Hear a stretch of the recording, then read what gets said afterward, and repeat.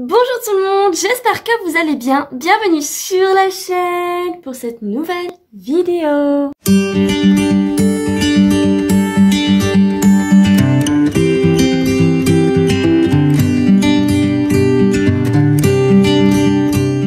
Je vais vous parler aujourd'hui, non pas vous parler mais plutôt vous présenter un petit tag et c'est le tag Do I Have That Book? Et en fait j'ai repris des phrases par-ci par-là dans des différentes chaînes booktube et j'ai mis vers la fin tous les Do I Have That Book dont je n'ai pas le livre et je voulais vous expliquer pourquoi. Donc ne me jugez pas si je regarde par là de temps en temps, mais c'est parce que j'ai pris note donc des questions sur mon ordinateur. Je n'avais pas envie de les étudier par cœur évidemment. La première question c'est: est-ce que je possède un livre avec des pages abîmées? La question. La réponse est oui, parce que en fait l'appartement que vous voyez là, j'y vis depuis novembre 2019 et donc on a emménagé avec mon copain et les livres ont été bien trop longtemps dans des boîtes, ils ont été assez bien malmenés, il y en a certains que j'ai réussi à récupérer en très bon état et puis il y a Just Don't Mention It, oui j'avais oublié le titre, j'allais dire Just Don't Mention, enfin bref. Just Don't Mention It aux éditions PKJ de Estelle Mascam. Donc vous savez c'est la version Tyler d'Emily. Donc Did I mention I love you, I miss you, I need you.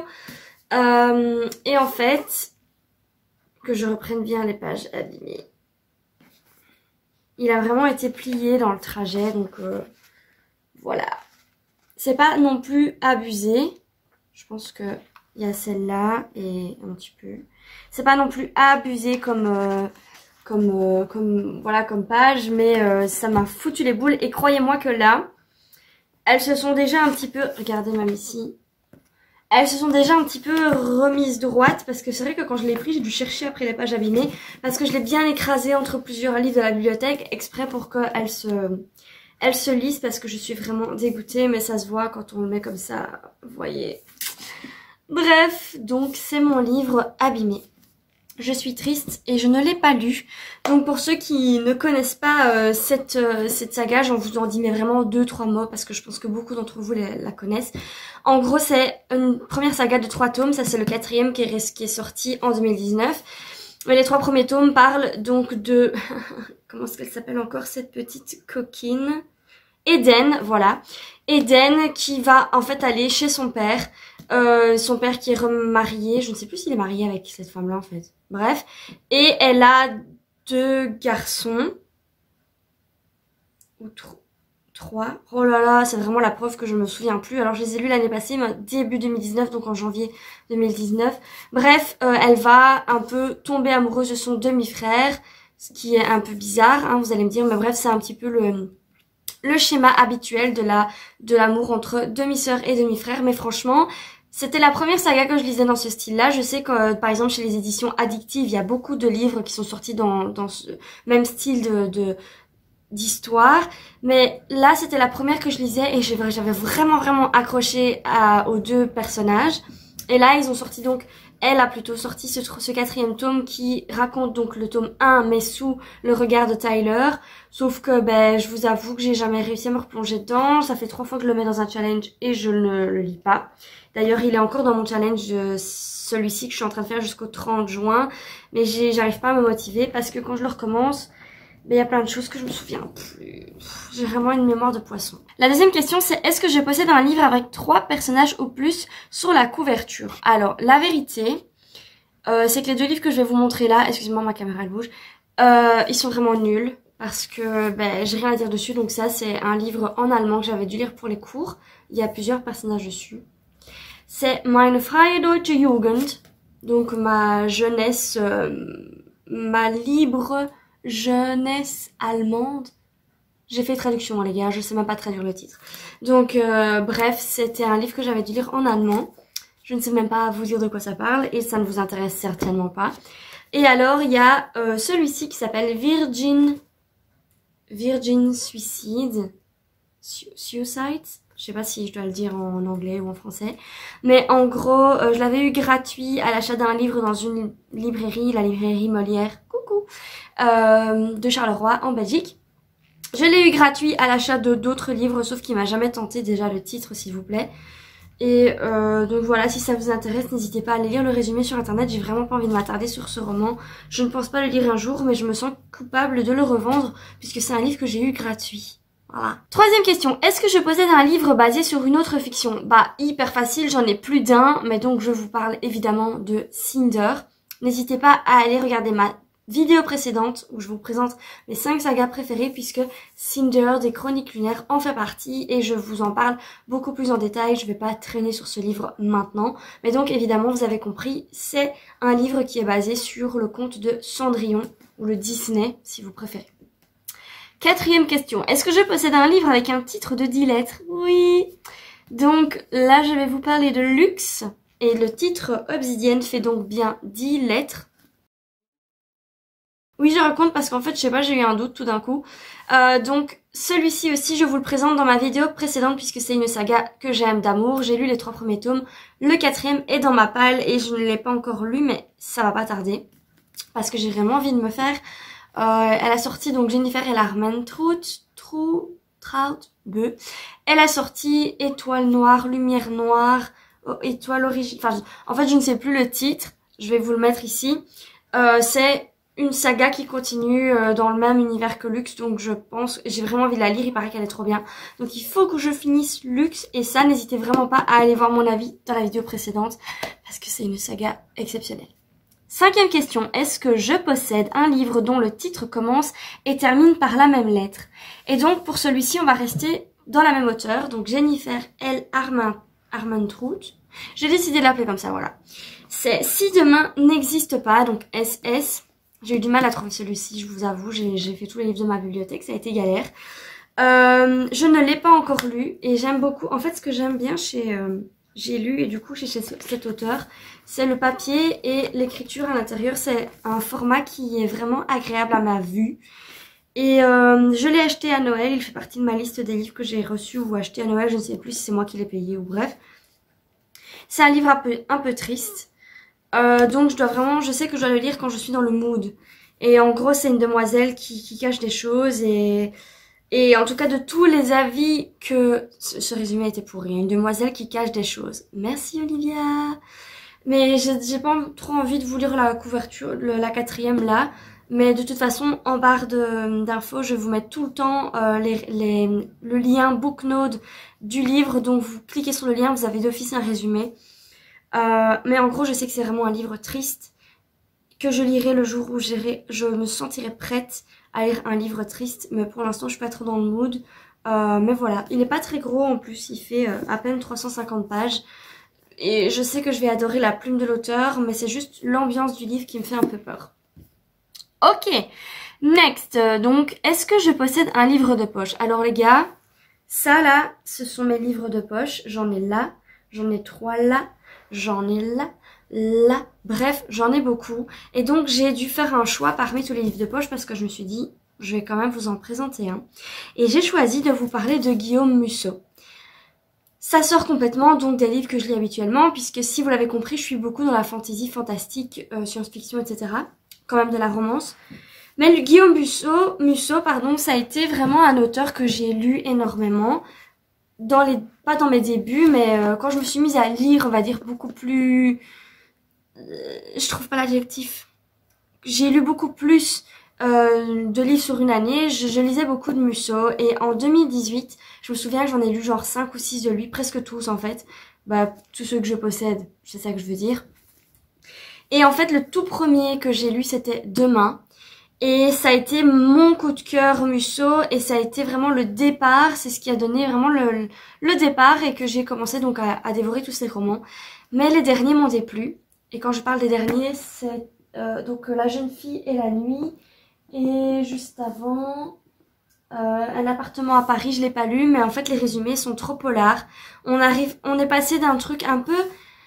pas fantastique, mais il se passait toujours des trucs un peu bizarres avec Musso, genre un esprit qui vient parler, qui vient aider le personnage principal, ou un mystère, genre tout s'est effacé, on se demande ce qui va se passer, ou alors ils vont changer le cours du temps, enfin des choses qui ne sont pas réelles. Et c'est ça que j'adorais avec lui parce que on était vraiment dans un mélange, ce n'était pas de la fantaisie, de la fantastique, du fantastique pardon, mais on était dans du réalisme mélangé avec quelque chose de surnaturel, puis bam, à la fin on revenait à de la réalité. Donc il trouvait toujours les fins sont toujours la fin vient vraiment donner une raison logique à ce qui s'est passé. Et c'est ça que j'adorais, c'est que pendant tout le livre, on est plongé dans un truc un peu spécial. Et puis bam, la révélation, elle était toujours choquante avec Musso. Et c'est ça que j'adorais. Maintenant, les derniers livres que j'ai lus de lui étaient trop polars, c'était trop une enquête, c'était policier, c'était pas du tout ce qui me plaisait dans son écriture. Il a un peu viré de bord, si je peux dire ça comme ça. Et donc, ces derniers romans, j'ai plus trop l'intention de les lire, sauf si le résumé vraiment me tente beaucoup. Donc voilà, j'avais envie de vous parler de Musso. Je ne saurais plus vous donner de détails par rapport à ce romancier en particulier. Tout ce que je sais, c'était qu'elle devait empêcher le déroulement de certains événements parce qu'elle savait ce qui allait se passer par la suite. Enfin, c'est toute une histoire comme ça entre passé, futur et présent, d'où le titre Demain. Et c'est ça qui m'avait énormément plu dans ce roman, je n'arrivais pas à le lâcher. Donc si vous avez envie de tenter un Musso, je vous conseille vraiment Demain ou l'instant présent. 7e question, est-ce que je possède un livre par un auteur qui utilise un autre nom d'écriture? Oui, donc je pense que vous savez peut-être de qui je vais vous parler, et bien de Emma Green. Alors, c'est pas un auteur, c'est plutôt 2 auteurs féminines qui s'assemblent et qui écrivent des romances, bien souvent publiées aux éditions addictives. Je n'ai lu que The Boy Next Room, ça n'a pas été un coup de cœur, mais j'ai vraiment très apprécié ma lecture au début et fortement à la fin. Le milieu était un peu long. Je l'avais lu en challenge parce que c'était le plus gros livre de ma palle en termes de centimètres, pas en termes de nombre de pages, parce qu'au final il fait 650 pages, ce qui est dans la moyenne. Enfin, je veux dire, j'ai lu des livres de plus de nombre de pages que ça. C'est pas français ce que je viens de dire. Bref, vous avez compris. Donc, je l'avais lu dans ce cadre-là. Il me tentait énormément quand il était sorti. Il y en a d'autres d'elle 2 qui me tentent beaucoup, dont Les Jeux Interdits, PS, ne m'oublie pas, ou quelque chose comme ça. Enfin bref. Et It's Raining Love. Ça, c'est vraiment un titre que j'ai envie de lire. Mais bon, voilà. Il faudrait qu'un de ces 4, je les commande et puis c'est tout. Mais celui-ci, c'est encore une histoire un peu à la Did I Mention I Love You? En gros, Céleste, oh là là, je détestais ce prénom, ça m'a bloqué d'ailleurs dans ma lecture, je déteste ce prénom. Bref, et je n'arrivais pas à m'accrocher à elle, mais par contre je me suis accrochée à l'endroit où il vivait. Donc Céleste va chez son père, qu'elle ne connaît plus depuis longtemps, elle vit en France, et elle va en Australie parce qu'il vit en Australie. Elle parle anglais et français, c'est ça qui était super chouette, que j'avais apprécié d'ailleurs, et elle va vivre dans une réserve naturelle en Australie, donc ça c'était vraiment trop bien, puisqu'elle devait s'occuper des animaux avec ses frères. Et ce papa s'est remis avec une femme et il a 4 garçons, et on apprécie vraiment les 4 garçons, ils sont super drôles, ils ont chacun un caractère différent, et c'est ça que j'avais vraiment accroché dans ce livre. J'ai adoré Tyler, physiquement il était pile poil le genre de mec qui m'intéresse, et donc du coup, c'était un peu mon book boyfriend pendant que je lisais le livre. Et Céleste, elle est un peu torturée, mais elle a des raisons. Et en fait, elle est un peu harcelée à l'école. Elle était harcelée à Paris. C'est Paris, enfin bref, c'est en France. Et du coup, elle a un peu fouillé sa France pour reconstruire sa vie en Australie avec son père. Mais ça s'avère beaucoup plus compliqué que ça, puisque l'harcèlement continue même à distance. Et c'est son petit Tyler qui va l'aider à surmonter tout ça. Enfin bref, c'était vraiment une belle histoire. Le côté demi-frère, demi-sœur ne m'a pas trop dérangé puisque il y a une raison intéressante derrière tout ça. Bref, c'est à lire si vous aimez bien la romance parce que c'est une très bonne romance. Ensuite, est-ce que je possède un livre avec le nom d'un personnage dans le titre? Bon, je vous ai déjà présenté Cinder, mais du coup je vous parle de Scarlett, qui est le tome 2 des Chroniques lunaires. C'est celui que j'ai le moins aimé jusque maintenant, donc j'ai lu Cinder, Scarlett, Cress et Levana. Il me reste Winter. Levana qui est un préquel. Mais sur les 4 là que j'ai lus, Scarlett était celui que je préfère le moins parce que Scarlett est en fuite en fait pendant le livre. Elle est à la recherche de sa grand-mère. Un peu comme dans... Voilà, la grand-mère disparue. Un peu comme dans le conte de base. Donc elle va chercher sa grand-mère pour la retrouver à tout prix. Et elle va être en fuite puisque il y a d'autres personnes qui vont la chercher elle. Enfin bref, et je pense que je l'ai déjà dit sur Instagram à mes amis, peut-être jamais encore sur YouTube, mais je déteste quand il y a la fuite, je déteste quand les personnages se cachent et cherchent à fuir quelqu'un. C'est vraiment un aspect d'une histoire qui m'énerve, et en général quand il y en a une, je la passe. D'ailleurs dans Cress, il y a aussi un tout petit moment où ils sont en fuite, ah bah ça m'a saoulée. Mais bon voilà, c'est comme ça, c'est un aspect de la romance, voilà, un aspect livresque que je n'aime pas. Et donc malheureusement pour Scarlett, elle était en fuite. Après, le personnage était génial. Lou, elle va rencontrer Lou, était génial. La révélation à la fin était géniale. Le lien avec Cinder était génial. Bref, il y a beaucoup de points positifs, mais c'est vraiment l'histoire en elle-même qui m'avait saoulée. Scarlett, un nom dans le titre. Et c'est pareil pour toutes les chroniques lunaires en fait. Donc j'ai un petit peu triché. Alors, est-ce que je possède un livre avec 2 cartes à l'intérieur? Alors oui, Extincta de Victor Dixon. C'est encore un roman que je n'ai pas lu. Parce qu'en fait, j'ai très peur de son écriture. Alors dans Phobos, il a une écriture exceptionnelle. Dans Cogito, ça allait aussi. Mais par contre, on m'a beaucoup dit qu'Extincta est un livre qu'il avait commencé il y a plusieurs années et qu'il a poursuivi. Et il paraît que son écriture est très compliquée et donc beaucoup de personnes l'ont abandonné. En gros, ce livre, c'est j'aime ou j'aime pas. Et j'ai lu Animal de lui, donc un roman assez ancien que j'ai en format poche. Animal avait aussi une écriture très ancienne. Je sais pas comment expliquer, je suis pas très forte pour décrire la plume des auteurs, je vous avoue. Donc quand je dis ancienne, ça veut pas dire ancienne, mais c'est un peu, je veux dire un peu dans le même délire que Christelle Dabos dans La Passe Miroir. C'est une écriture assez spéciale et poétique qui risque de pas me plaire puisque justement Les Fiancés de l'hiver, j'ai pas aimé à cause de cette écriture, malheureusement pour elle. D'ailleurs, je vais en parler juste après. Mais c'est pour ça que j'ai peur de me plonger dans l'Extincta. Pourtant, le résumé du livre, il me tente à fond. Ça parle du climat, ça parle de l'extinction des hommes. J'adore, c'est un sujet qui m'intéresse énormément. Et donc, je sais que si je lis, je vais certainement apprécier l'histoire, mais j'ai peur d'être bloquée par l'écriture. Donc si vous regardez cette vidéo et que vous avez lu Extincta, vous pouvez franchement venir m'en parler en privé ou en commentaire puisque ça m'intéresse et que j'ai besoin de motivation. Revenons à nos moutons. Pourquoi j'ai choisi ce livre? Donc parce qu'il y a 2 cartes. Je les cherche. La première, la voici.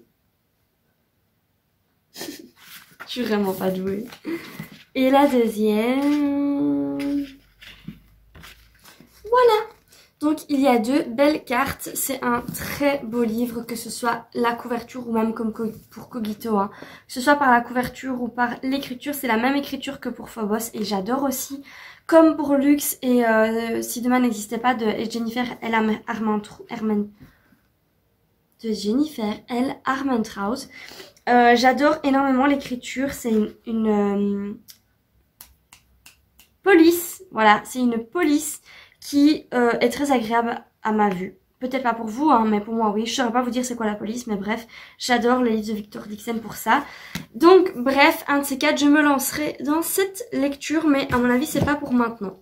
Est-ce que je possède un livre qui est devenu une série? Alors oui, j'en ai plusieurs, mais donc j'ai pris évidemment The Mortal Instruments. Je n'ai pas non plus envie de vous parler de ce livre pendant 4 heures puisque j'ai une vidéo complète qui est dédiée à cet auteur, à cette saga et aux sagas qui sont greffées autour de celle-ci. Donc si vous êtes intéressé d'en savoir un peu plus, je pense que c'est ma 2e ou 3e vidéo, c'est ma 3e vidéo qui est complètement dédiée à cette lecture-là, puisque j'ai en fait lu que le 1er tome, j'ai le 2e dans ma palle, et j'avais vraiment besoin de donner mon avis, puisque justement, le fait que ça a été adapté au cinéma en série a vraiment influencé ma lecture, et du coup c'est pour ça que j'en parle beaucoup dans une vidéo. Voilà. Est-ce que je possède un livre avec la mention d'un prix gagné écrit dessus? Bah oui, malheureusement, elle a gagné un prix, mais je n'aimais pas. C'est Les Fiancés de l'hiver de Christelle Dabos. Elle a gagné le concours de Gallimard Jeunesse, donc c'était le grand prix de l'imaginaire, voilà, en 2016. Donc je pense qu'elle avait genre écrit sur Wattpad, un truc comme ça, je sais plus. Mais je m'étais pas vraiment intéressée à son cas. Tout ce que je sais, c'est que ça faisait un carton et que quand le 4e est sorti, je me suis dit, je vais me lancer. Parce que en fait, la libraire avec qui j'ai travaillé dans mon job étudiant, donc la librairie Molière, à la librairie Molière dont je vous ai parlé juste avant, j'ai fait mention, m'avait dit qu'il était vraiment bien, elle m'avait parlé du contenu et ça m'a donné envie. Et en fait quand je l'ai lu ça a été un désastre total, je l'ai détesté pendant 400 pages quoi. Mais vraiment, je l'ai détesté, il y a que les 100 dernières pages où je me suis dit bon, ça commence à aller, mais pas assez pour que je lise la suite. La fin était peut-être un peu... nous donnait envie, mais il m'a tellement saoulé ce livre. L'écriture, elle était tellement horrible pour moi. C'est pour ça que je vous dis, j'ai peur pour Victor Dixon, parce que je suis une plouque. Une plouque qui aime la fluidité. Je n'aime pas les écritures poétiques de la grande littérature. Ça m'énerve. Ça m'intéresse pas si je comprends pas la moitié des mots. Donc, je sais pas si c'est parce que je suis blonde. Mais il y avait des mots là-dedans, c'était trop... je sais pas. Ça m'a saoulé vraiment. Là, genre, j'ai lu fiacre. À vos fiacres. Ah bah, excusez-moi, je sais pas ce que ça veut dire à vos fiacres. C'est certainement un objet. Voilà, c'est tous des mots que je n'arrivais pas à comprendre. J'avais pas envie d'aller au dictionnaire. J'avais pas envie de me prendre la tête. Je l'ai lu, il m'a saoulé. Je ne lirai jamais la suite. Donc, désolée à toutes les personnes qui adorent ce roman. J'ai juste pas accroché à la plume, même si l'univers en soi était original. Elle fera jamais partie de mes sagas préférées, c'est sûr. Mais ce que je veux dire, c'est que je ne critique pas Christelle Dabos. Elle a certainement fait un superbe travail. Je ne la critique absolument pas. C'est sa façon d'écrire. C'est juste que moi, ça n'a pas collé. Voilà.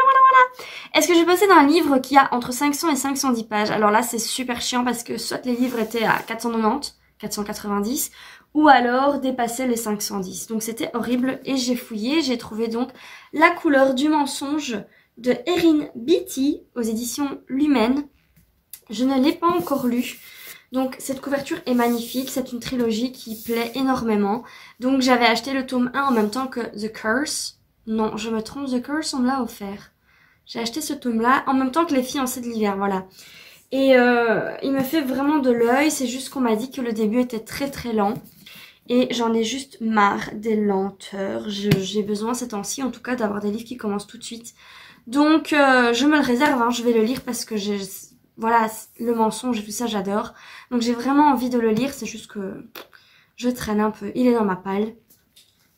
Bref, le voici, la beauté. Et il fait exactement 506 pages. Donc il rentre bien dans la catégorie. Est-ce que j'ai un livre, est-ce que je possède un livre qui est devenu un film?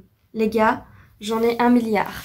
Je vous en ai préparé 5 parmi les autres. Alors, j'ai La fille du train qui a été adaptée en film de Paula Hawkins. Je n'ai pas vraiment aimé. Je n'ai jamais vu le film. J'ai lu le livre. C'était une pote de l'UNIF qui m'avait conseillé, qui m'avait dit franchement lis-le, il est trop bien, nini nana. Bah j'ai pas aimé en fait, désolée. C'était un polar quoi. Et j'arrive pas, les polars c'est pas mon délire. Les enquêtes, les trucs comme ça me saoule. Donc je l'ai lu jusqu'au bout, il était sympa, mais ça n'a pas été ma meilleure lecture. Nicholas Sparks, Chemin croisé, qui est donc en fait The Longest Ride. En anglais, c'est le film. Nicholas Sparks, donc je vous l'avais dit, première vidéo sur ma chaîne YouTube, je ne parle que de lui. Il y a 11 livres des 21 qui ont été adaptés au cinéma. Donc franchement, c'est un auteur incroyable en romance. Il est très très connu aux États-Unis. N'hésitez pas à le découvrir en film ou en livre si vous avez envie de le lire. Alors il y a la trilogie Rouge Ruby qui a aussi été adaptée au cinéma. Je n'ai pas encore lu les livres ni vu les films. C'est la prochaine de ma liste, juste après la saga Éternelle que je suis en train de lire. Il paraît que c'est une très très bonne trilogie, tout le monde en parle. Donc je vais d'abord la lire, ensuite je regarderai les films. Voilà. Alors il y a aussi Vivant. Je ne sais pas si vous connaissez, c'est Vivant de Isaac Marion. Aux éditions Brajlon. Ouais, c'est le seul livre que j'ai de cette édition-là. Il a été adapté au cinéma sous le nom de Warm Bodies. Si je me trompe pas. Ouais, voilà, Warm Bodies. Donc, c'est l'histoire d'un zombie qui s'appelle R, parce qu'en fait, il sait pas prononcer son nom vu que c'est un zombie. Et il va rencontrer Bidule, Julie. Et Julie va, je sais pas ce qu'elle va faire, elle va essayer de comprendre R, elle comprend pas pourquoi il veut pas la bouffer, bref, il va se passer quelque chose entre les deux. Et voilà, je peux pas vous dévoiler la suite, mais c'était un film que j'avais adoré. C'est la seule histoire de zombie que j'ai lue de toute ma vie. Je suis pas trop dans le délire zombie, mais celui-là j'avais bien aimé parce que j'avais adoré le film. Et donc du coup je m'étais lancée dans la lecture du livre. Et très, très fidèle au film. Ouais, non, quand je dis très fidèle, on se comprend. Il y a toujours des choses qui diffèrent, mais je veux dire, c'était sympa, c'est pas que ça a été le choc de ma vie quand j'ai lu le livre. Et donc si vous aimez les histoires de zombies et d'amour, c'est vraiment un livre qui mélange les deux et qui est assez sympa. C'est pas le livre de l'année, mais il a été adapté au cinéma, donc laissez-lui sa chance. Et finalement, donc encore une fois, c'est 5 livres que j'ai sélectionnés parmi plein d'autres qui ont été adaptés. Hein, mais le best des best pour la fin, Everything, Everything de Nicolas Yoon, donc aux éditions Bayard. Oui, je me trompe pas, hein, Bayard. Il est dans un sale état parce qu'en fait mon lapin l'a bouffé. Ce livre est génial parce que c'est un livre jeunesse, mais j'adore. Il y a des petits dessins, il s'envoie des petits textos et tout. Je suis trop fan de ce livre. Pourtant, il est jeunesse à crever et pourtant je l'adore. Je sais pas. J'ai donné des cours d'anglais pendant 3 ans, des cours de débutants, et je le faisais lire en anglais parce qu'il est hyper facile en VO. Donc pour les personnes qui regardent cette vidéo, qui ont envie de se laisser la chance de réussir à lire de la VO en anglais, je vous conseille franchement de commencer par de la romance et de commencer par celui-ci. Parce que voilà, il est vraiment très très facile de compréhension. Et tous mes élèves ont adoré les avoir lus. Voilà, soit. Pour vous en dire un peu plus sur l'histoire même, pour ceux qui ne le connaissent pas, c'est en gros une demoiselle qui a une maladie. Attendez que je retrouve le nom de sa maladie. Évidemment, c'est pas dans le résumé. Je ne me souviens plus du nom de la maladie. Mais en gros, vous savez quoi? C'est peut-être à la première page. Oui, c'est ça. Déficit immunitaire combiné sévère. Le DICS en résumé, en acronyme. Donc, elle est... en gros... Toutes les bactéries, etc., elles risquent de mourir à tout instant. Sa mère est infirmière et elle l'enferme dans une maison de rêve, il faut se le dire, parce que dans le film, la maison, elle est magnifique.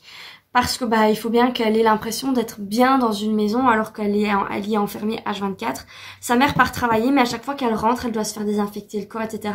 Elle passe dans une pièce de dépression.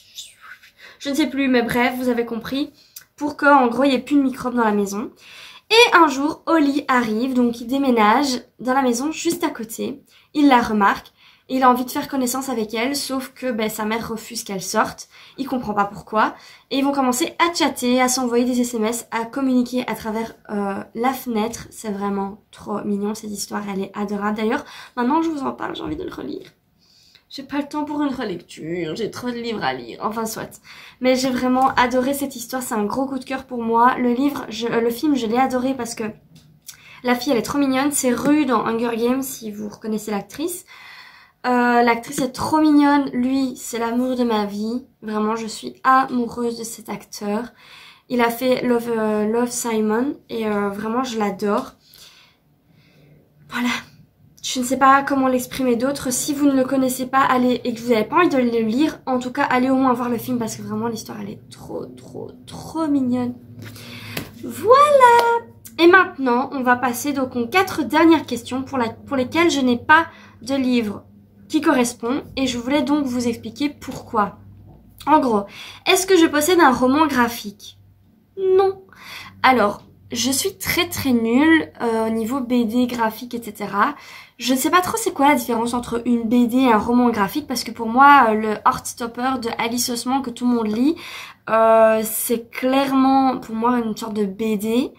Donc ne me tapez pas, je suis juste pas intéressée par le sujet, donc du coup je fais pas vraiment de recherche. Et donc je n'ai pas de BD, je n'ai pas de roman graphique parce que j'aime pas ça. Pour moi, payer 10 balles pour un truc où il y a des dessins que t'as tout lu en 5 minutes, ça ne m'intéresse pas. J'ai pas l'impression que mon cerveau travaille quand je lis une BD. Et ça ne me laisse pas assez d'ouverture et de liberté au niveau de l'imagination, puisque les dessins sont là.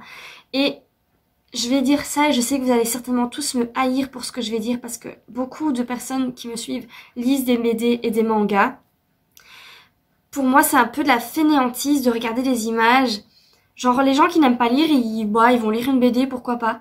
Parce que c'est pas la même chose. Pour moi, lire une BD et lire un livre, c'est 2 choses complètement différentes. Alors, je ne critique pas les gens qui lisent des BD, je trouve ça génial. Il y a un travail énorme derrière cela, il y a le dessin, etc.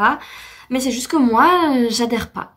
Donc forcément, j'ai pas de livre, de roman graphique, ni de BD dans toute ma bibliothèque. Et je m'excuse déjà pour toutes les personnes qui sont pas contentes par rapport à ce que je dis, mais c'est juste, voilà, j'aime pas les BD. Ensuite, est-ce que je possède un recueil de poésie? Alors c'est un petit peu le même délire que pour la BD. Je déteste la poésie parce que je ne la comprends pas. Alors est-ce que c'est parce que je suis conne? Je m'insulte. C'est pas que je comprends pas, mais les auteurs qui jouent avec les mots ou qui parfois font des phrases pour qu'il y a un triple sens caché, etc. J'arrive pas à lire entre les lignes, j'arrive pas à être transportée par des mots qui riment. Donc moi je préfère avoir un texte bien brut qui n'a aucun rime, qui n'a pas d'Alexandre, je sais pas quoi là. Qu'est-ce que je raconte moi, Alexandre? Comment c'est? Un alexandrin, voilà. Mais je dis n'importe quoi, mais c'est pour vous dire à quel point je suis à côté de la plaque en poésie, parce que c'est pas du tout quelque chose qui... Voilà, j'arrive pas.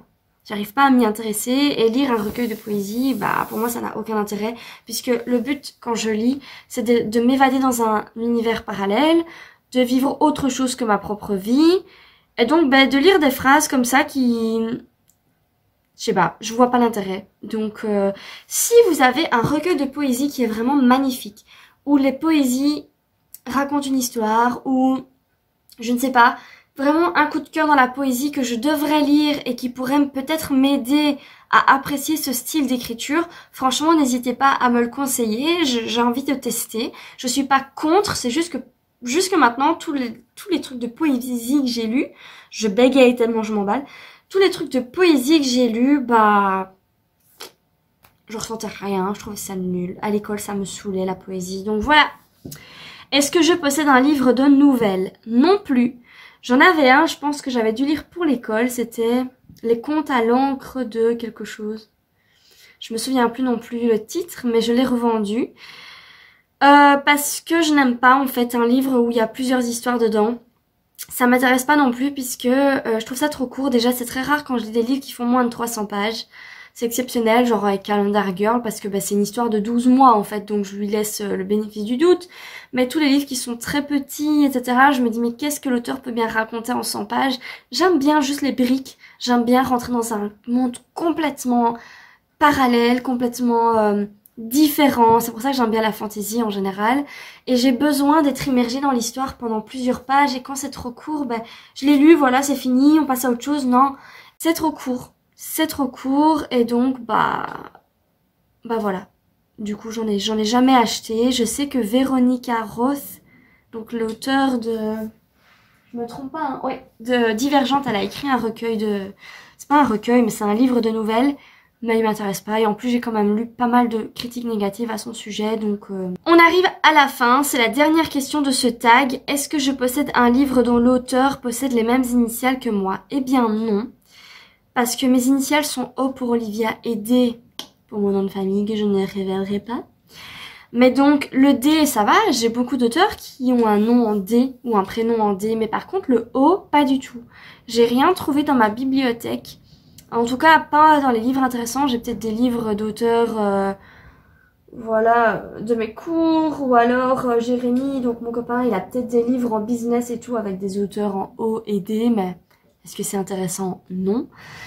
Donc du coup, bah j'ai juste pas trouvé de livre dont l'auteur possède les mêmes initiales que moi, O, D.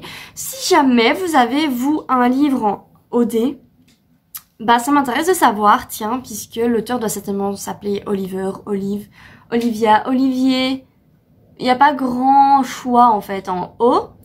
Et donc voilà, ça m'intéresse. S'il y a un auteur qui s'appelle Olivia, je veux bien la découvrir. J'en ai fini avec ce long tag. C'est, je pense, la plus longue vidéo que j'ai réalisée aujourd'hui sur Instagram. Ça va aller sur Booktube, YouTube, peu importe. J'espère qu'elle vous a plu puisque je vous ai quand même parlé de pas mal de romans. Je me suis pas attardée sur chacun d'eux puisque sinon bah, la vidéo elle allait durer 1 heure. Et je sais que vous n'allez jamais regarder une vidéo qui dure 1 heure.